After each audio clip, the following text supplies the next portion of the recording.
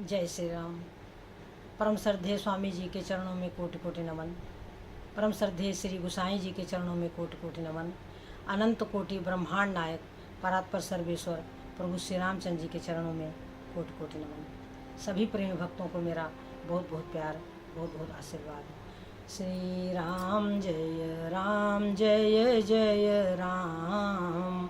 श्री राम जय जय राम।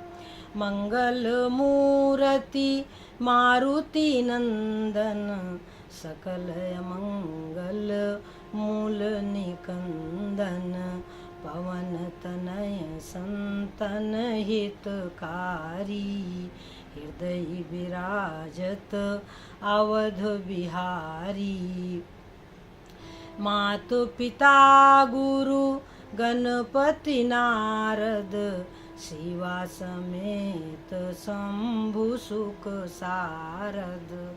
चरण बंदी बिनमौ सब काहू, देहु राम पद नेह निबाहु। बंदहु राम लखन बय देही, जे तुलसी के परम सनेही। जे तुलसी के परम सनेही। श्री राम जय जय राम। श्री राम जय जय राम। बंदों राम लखन वैदेही, और जय तुलसी के परम स्नेही। सज्जनों, श्री गोसाई जी कहते हैं कि ईश्वर में और जीव में भेद क्या है।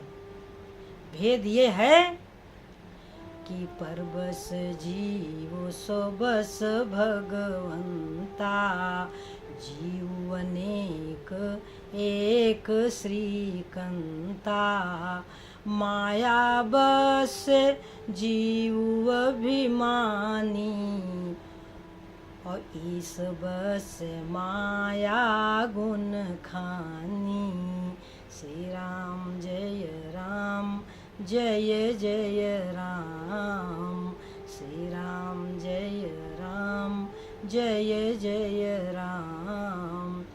परबस जीव परतंत्र है, सो बस भगवंता, भगवान स्वतंत्र है। जीव माया के बस में है और माया ईश्वर के बस में। ईश बस से माया गुण खानी। तो सज्जनों, यह अंतर है। जो सबके रह ज्ञान एक रस, यदि एक रस ज्ञान सबके हृदय में बना रहे तब तो ईश्वर और जीव में फिर भेद ही क्या है। ईश्वर जीव ही भेद कहो कस। सज्जनों, तो भगवान स्वतंत्र हैं, हम परतंत्र हैं। हम माया के बस में हैं और माया भगवान के बस में है। जगत प्रकाश प्रकाशक रामू, मायाधीश ज्ञान गुण धामू। राम सच्चिदानंद दिनेशा, राम सच्चिदानंद दिनेशा। नहीं तहाँ मोह निसालवलेसा। राम सच्चित आनंद स्वरूप सूर्य है। राम सच्चिदानंद दिनेशा, वहाँ लवलेश मात्र भी मोह नहीं है। शंकर भगवान कहते हैं, नहीं तहाँ मोह निसालवलेसा। और जो संसार में आप देख रहे हैं प्रकाश, वो प्रकाश केवल परमात्मा प्रभु श्री रामचंद्र जी का है। जगत प्रकाश, जो प्रकाश देख रहे हैं उसके प्रकाशक। जगत प्रकाश प्रकाशक रामू, मायाधीश ज्ञान गुण धामू। प्रभु ज्ञान गुण के धाम हैं। सतचित आनंद स्वरूप सूर्य हैं। उनमें मोह लवलेश मात्र नहीं है सज्जनों। हाँ, वय संसारी जीवों को शिक्षा देने के लिए मानव शरीर धारण करते हैं। मानव शरीर धारण करके मनुष्यों जैसी लीला करते हैं। थोड़ा विचार करें कि आपके सामने भगवान साधारण वेश में मनुष्य के रूप में आए, तो आप वह यदि कहेंगे कि मैं भगवान हूं, तो क्या आप मानेंगे?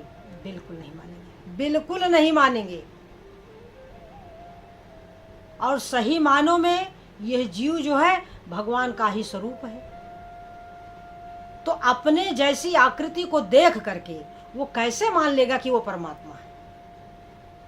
अब भगवान मानव शरीर धारण करके आते क्यों हैं? आते इसलिए हैं कि मानव शरीर धारण करके वह शिक्षा देते हैं अपनी सुंदर लीलाओं से, अपनी सुंदर मर्यादा से, अपने सुंदर चरित्र से, अपने सुंदर स्वभाव से वह जीवों को उपदेश देते हैं कि अगर तुम इस मार्ग पर चलोगे तो तुम्हें संसार में कोई दुख नहीं होगा।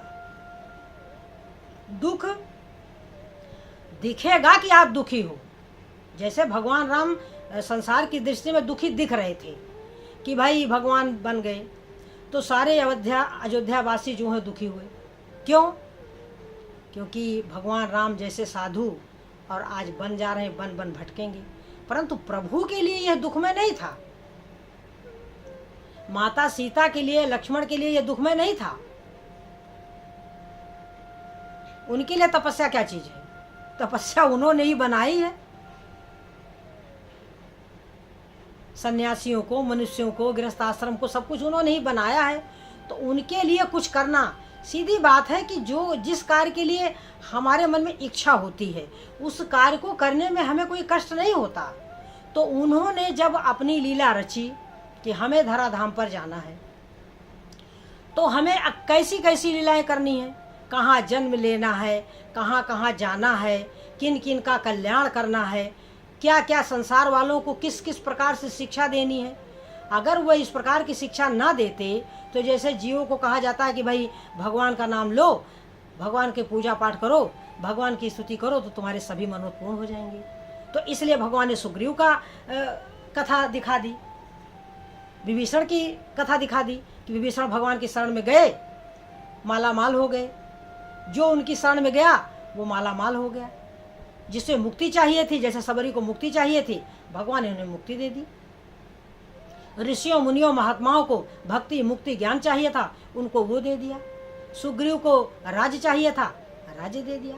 विभीषण को राज्य चाहिए था, राज्य दे दिया। तो सज्जनों, ये सब कैसे पता चलता कि हम कैसे साधना करें, साधना की पद्धति क्या है, हम कैसा जीवन जिए, हमें कौन शिक्षा। देखो, बार बार महात्मा चिल्ला चिल्ला करके समझाते हैं जीवों को, तब तो उनकी कुछ समझ में नहीं आता।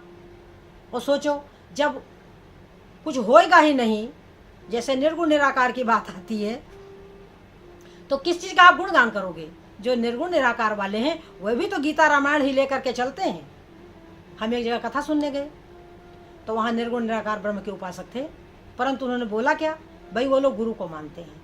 तो उन्होंने बोला कि श्री गुरु पद नख मणि गण ज्योति, सुमिरत दिव्य दृष्टि ये होती। केवल एक चौपाई गुरु जी के लिए बोले। अब हम तो बेहाल हो गए, हम बेहाल हो गए क्योंकि हमें रामचरितमानस की एक चौपाई समझ में आ गई कि श्री गुरु पद नख मणि गण ज्योति, सुमिरत दिव्य दृष्टि ये होती। तो एक चौपाई जब हमें मिली तो उस समय हमारा डायरेक्ट तुलसीदास जी के चरणों में हमारा मन चला गया और उनके चरण कमलों का हम ध्यान करने लगे। और कब तक करते रहे और रामायण पढ़ते रहे? जब तक कि हमारे हृदय में भगवान राम पूर्ण रूप से प्रकट नहीं हो गए। निर्गुण निराकार वालों को तो हमने छोड़ दिया, हमने उनको छोड़ दिया, क्योंकि हमारी स्थिति क्या है? हमारी स्थिति है ये कि ऊधो मन न भये दस बीस धो, मन न भये दस बीस धो। एक तो सो गयो श्याम संग, एक तो सो गयो श्याम संग, को अवराध ईसु धो, मन न भये दस बीस धो। आशा लागी रहती तन श्वासा, जीवहि कोटि बरीस धो, मन न भये दस बीस धो, मन न भये दस बीस धो। इंद्री शिथिल भई के सब बिनु, इंद्री शिथिल भई के सब बिनु, ज्यों देही बिनु शीस धो, मन न भये दस बीस धो। सूर हमारे नंद नंदन बिनु, सूर हमारे नंद नंदन बिनु, और नहीं जगदीश धो, मन न भये दस बीस धो। तो अब 10-20 मन तो है नहीं, एक तो प्रभु श्री रामचंद्र जी में लग गया। राम कृष्ण दोनों एक ही हैं सज्जनों। अपने मन से यह भेद पूर्ण रूप से मिटा दें कि राम कृष्ण अलग हैं, राम कृष्ण दो एक हैं, अंतर नहीं निमेष, उनमें जरा सा भी अंतर नहीं है। राम ही कृष्ण बने थे सज्जनों, इसलिए राम कृष्ण दो एक हैं। देखिए, जो भगवान श्री कृष्ण ने तुलसीदास जी के सामने क्या किया था कि मुरली त्याग दिए, धनुष बाण हाथ लिए, मुरली त्याग दिए, धनुष बाण हाथ लिए, रूप अनूप लिए, रूप अनूप लिए, रामा बिरज में बनी गए श्याम सिया, रामा बिरज में बनी गए श्याम सिया, रामा बिरज में बनी गए श्याम सिया रामा। तो सज्जनों, ये क्या है? जिन भगवान श्री कृष्ण ने मुरली को त्याग करके और धनुष बाण हाथ में ले लिया, तुलसीदास जी का मान रखा कि तुलसी मस्तक तब नवै जब धनुष बाण गहो हाथ। तुम जब हाथ में धनुष, तो वो मेरे कृष्ण है, वो मेरे राम है, वो अयोध्या नंदन दशरथ नंदन राम है, वह जसोदा नंदन भगवान श्री कृष्ण है। जो भगवान श्री कृष्ण गोपियों के कहने पर नाचते हैं। गोपियां क्या कहती हैं?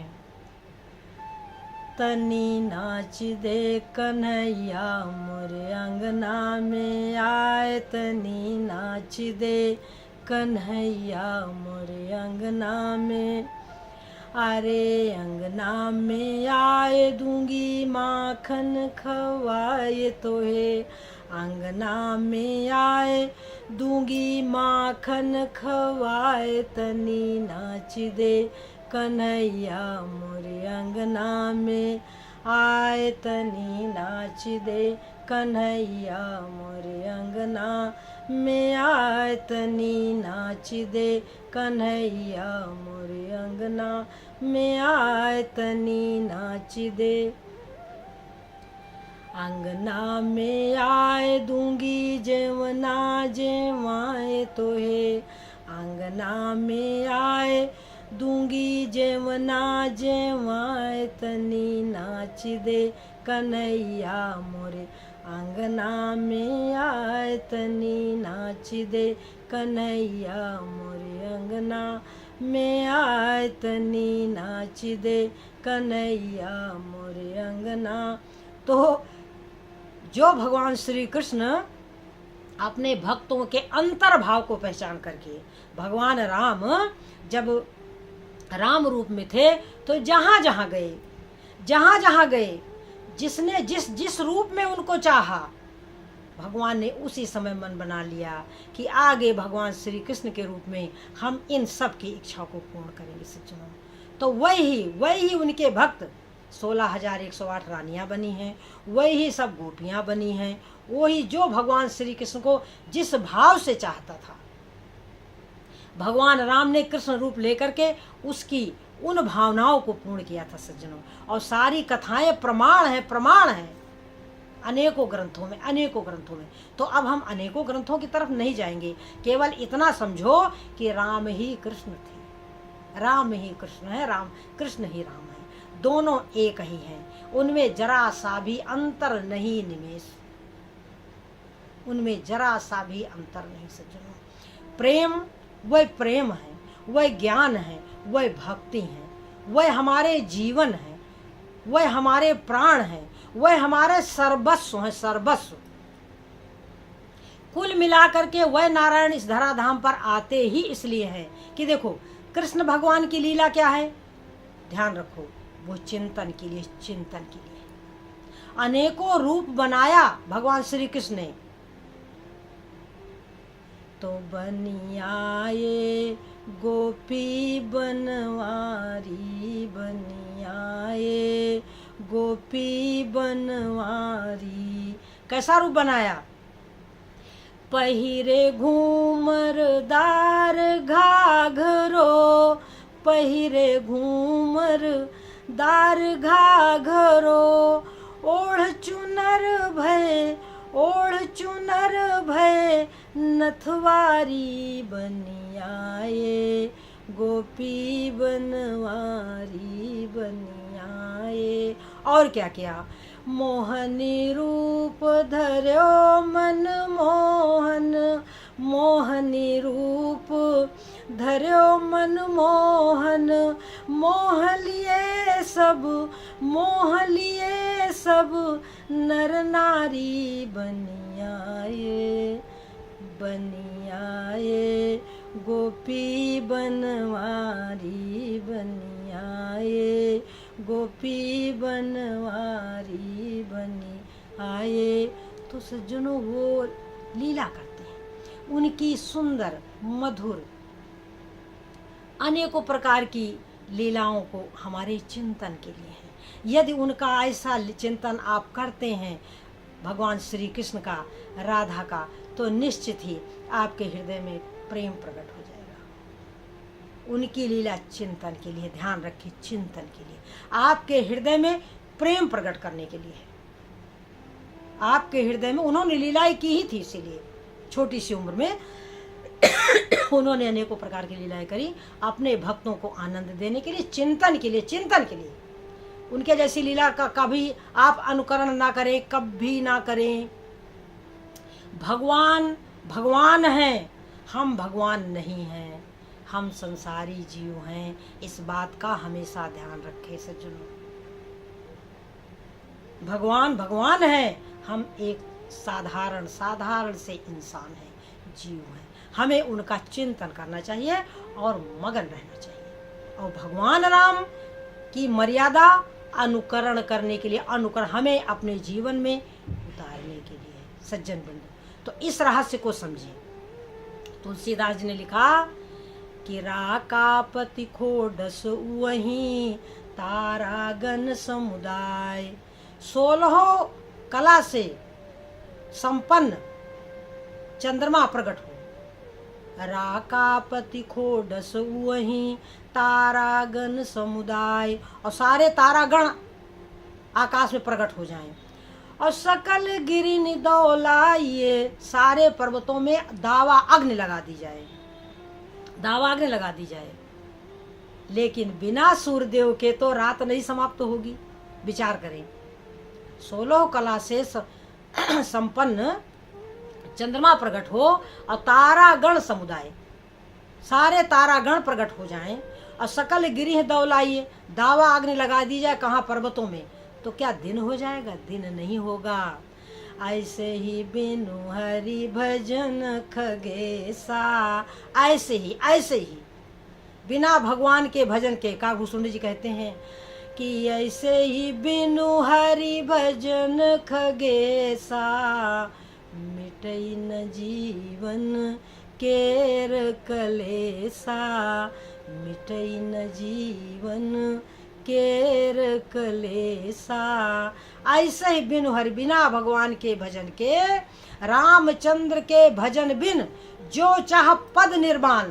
कोई यदि परम पद चाहता है तो ज्ञानवंत अपिसो नर, पशु बिन पूछ विषान। बिना भगवान की भक्ति के कोई यदि परम पद चाहता है तो बिना सींग पूछ का बैल है वो, चाहे वो जितना बड़ा ज्ञानी हो, चाहे जितना बड़ा ध्यानी हो, चाहे जितना बड़ा अष्टांग योगी हो, सब का कुछ बेकार है। ज्ञानवंत अपिसो नर, पशु बिन पूछ विषान। बिना सींग पूछ का बैल है बैल। तो सज्जनों, इसलिए अब हमें क्या करना है? केवल और केवल धन्यवाद निर्विवाद राम राम कहिए, और जाहि विधि राखे राम, ताहि विधि रहिए। जय श्री राम।